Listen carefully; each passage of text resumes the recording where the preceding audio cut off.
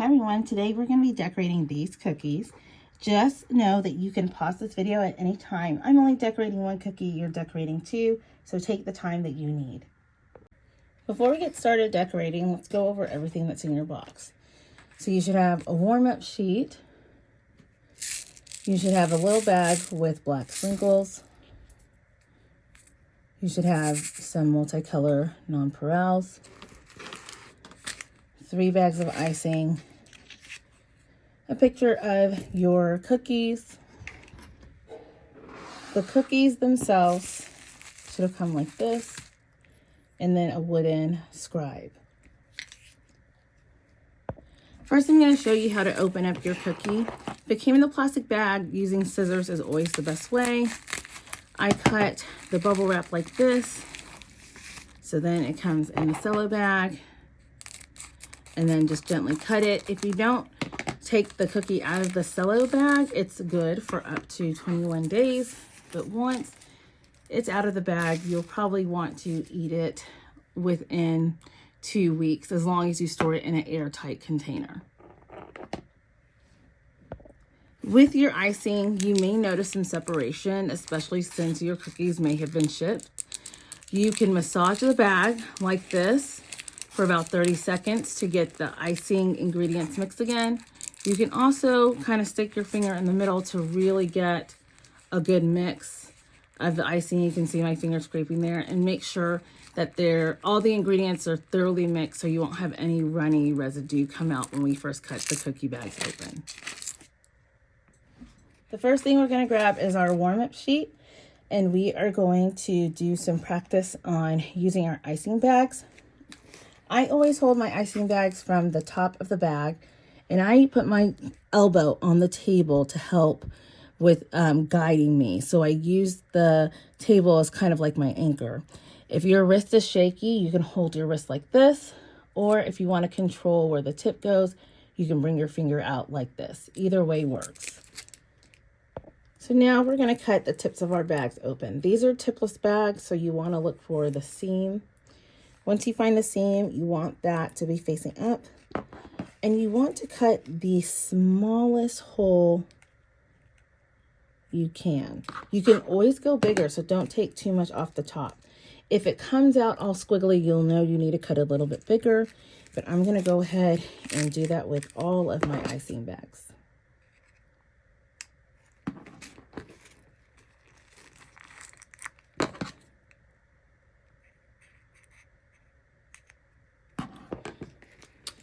Then we're going to start with our red icing. I typically hold my bag about 1 centimeter from the paper. When I apply pressure, the icing will come out, and I let it fall on my line. When I want it to stop, I stop applying pressure and I lay it down. So let's complete all of these lines.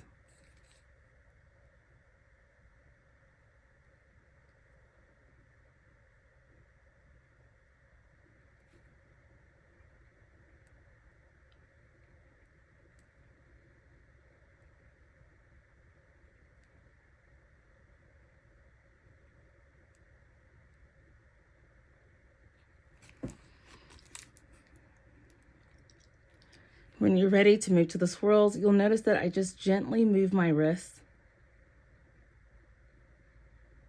to follow the line. No big sweeping motions.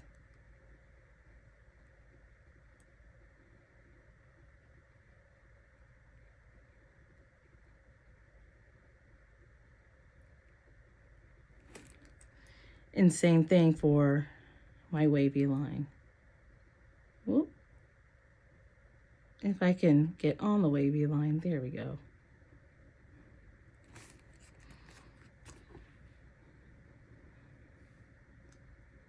If you're doing a circle, if you are right-handed, you're going to want to go counterclockwise. And if you're left-handed, you'll want to go clockwise. That way you have a full view of your circle as you're going around it. Now, circles are Cookier's least favorite cookie because there's no sharp edge to basically run the cookie icing up to for a clean look.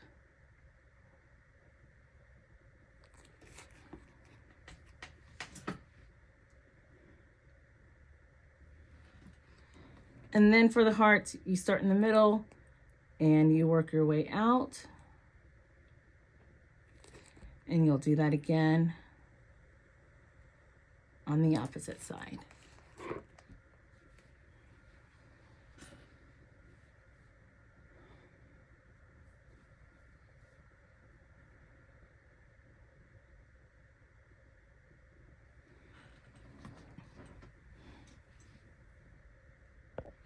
So once we're done with that, we're going to put that aside. We're going to bring our cookie picture down so we have it for reference. We're going to bring our scribe down, and we are going to bring our candy cane cookie down. I'm going to keep these close, but we are going to start with our candy cane. First, you're going to need your red icing, and we are going to do something that is called outlining. We're going to outline this cookie in red icing only. So I'm going to start from the corner. Oh.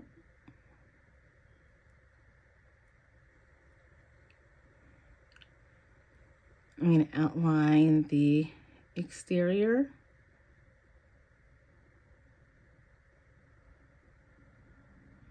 My hole may need to be cut a little bit bigger because there's some parts where it's coming out a little bit squiggly. So we're going to outline like this. Now, depending on which way you want your candy cane stripes to go, you can go this way or this way, but I'm going to follow the picture. So I'm starting at the corner and going at a diagonal up. And I'm going to just space it where I kind of feel comfortable and make sure I carry on the lines to the other side.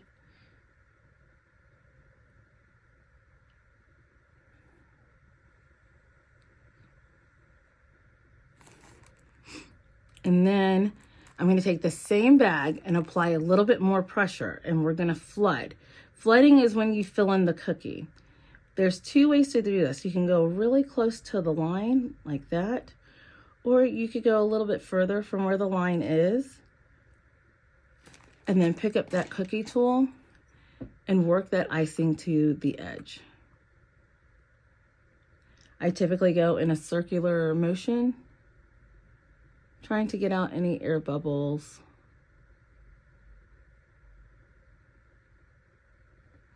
And you want to keep your napkin close so that way you can wipe the tips off of your scribes after you've used a color.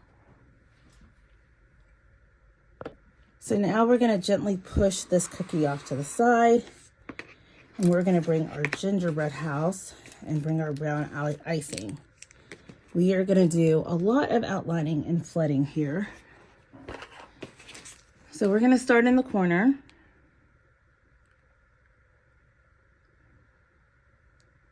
And outline the entire exterior of the house.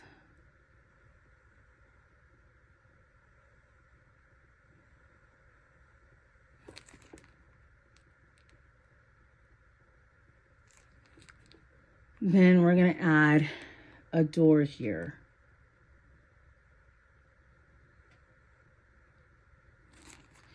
Now we're going to fill in all of the brown areas.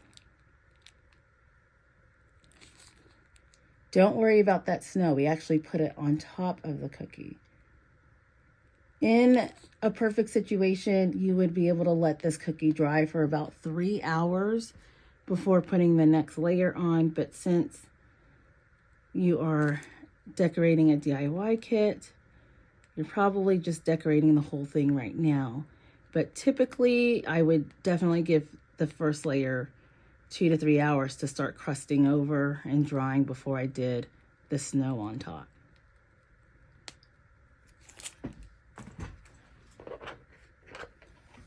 Now I'm going to take my scribe and I'm going to work that icing to make a smooth surface.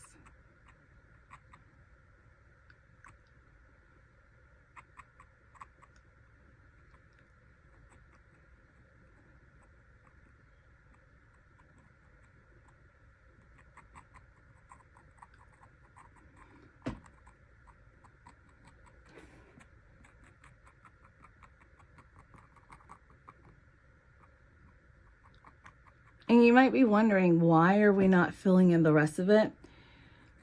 Well, again, cookies bleed into each other, the colors do. And if you want it to have that separation, kind of like in the picture, you want to at least let it dry for a little bit. Now, the cookie samples that I made for this, they took about 2 days to make with dry time. And we're making these cookies in, you know, less than an hour.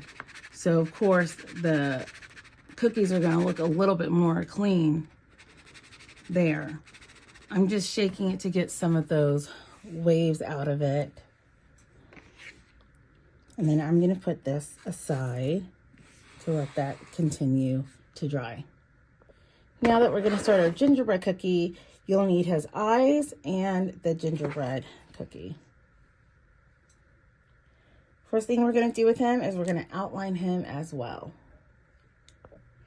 Once I do that, I'm going to move him to the side and we're going to bring back that candy cane cookie. And now we're going to fill the other spaces with white.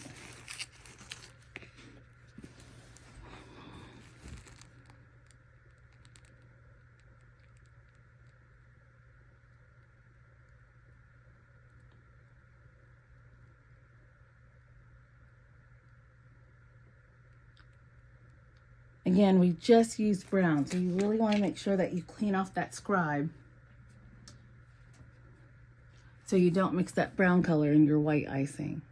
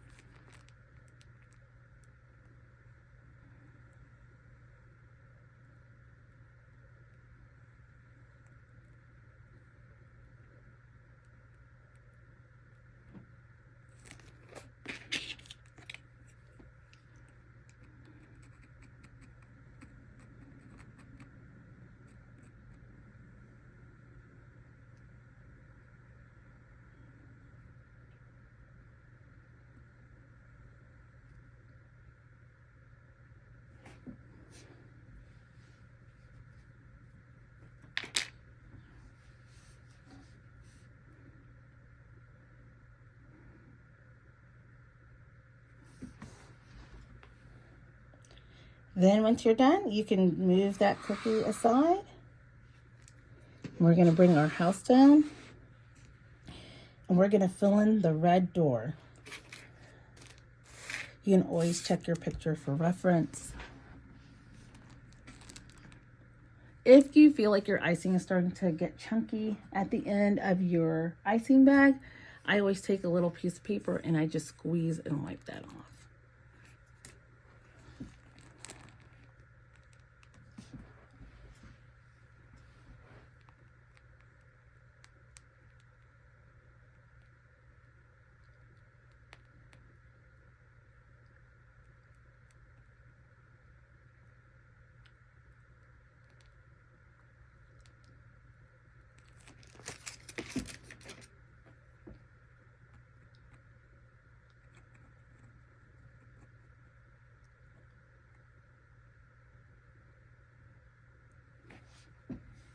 The other thing I'm going to do, which you don't have to do, is I'm going to attempt to put 2 circles down here because I'm going to try to give it like a peppermint look at the end. So I'm putting it pretty low. But we're still not doing the snow yet because we're going to be adding sprinkles and we want it to be a little bit more dry. So now that we're done with the house, we're going to pull our gingerbread man down and we're going to start giving him a little bit of personality. I'm going to start with the white and draw a squiggly line across his head. Then for his arms,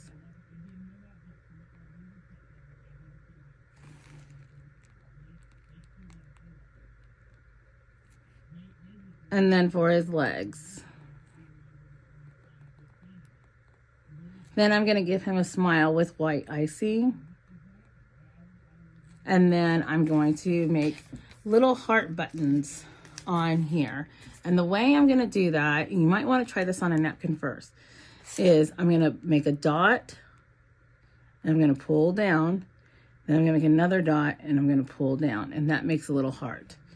So on gingerbread, I make a dot, pull down, make another dot, pull down, dot, pull down, another dot, pull down. And then our gingerbread man has come to life. So now that we're done with the house, we're going to pull our gingerbread man down, and we're going to start giving him a little bit of personality.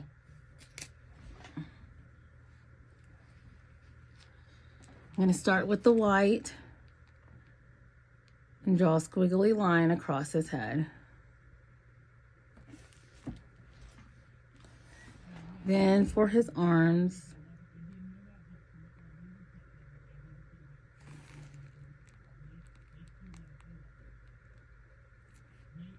and then for his legs. Then I'm going to give him a smile with white icing. And then I'm going to make little heart buttons on here. And the way I'm going to do that, you might want to try this on a napkin first, is I'm going to make a dot, and I'm going to pull down, then I'm going to make another dot, and I'm going to pull down, and that makes a little heart. So on gingerbread, I make a dot, pull down, make another dot, pull down, dot, pull down, another dot, pull down. And then our gingerbread man has come to life. So now we're going to pull down our last cookie. Bring the sprinkles over. And we are going to add snow. And the way that we're going to do that is just by, I'm going to draw a line across the top like that, because I'm basically going to make an outline for myself. And then I'm going to make that up-down motion that I made in the beginning on our practice sheet to kind of give it like snow falling down. And then I'm going to do the same thing for the roof. So I'm going to line just the roof. Then I'm going to go do that up-down motion. And then I'm going to fill that in. This also gives your cookie a little bit of dimension.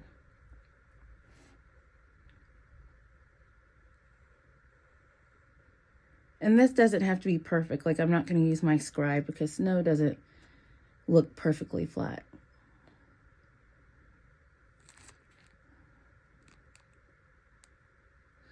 Then I'm going to take my sprinkles and put those on. And hopefully your house is dry enough so that it's not sticking onto the brown parts of your gingerbread house.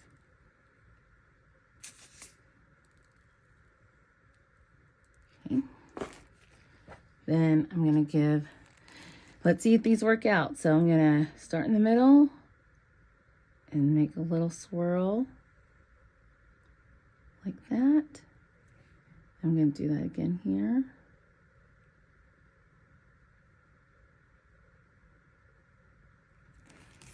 And then I'm going to use my brown and make a little doorknob.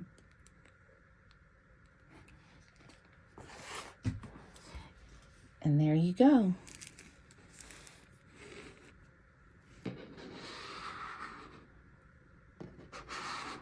Oh.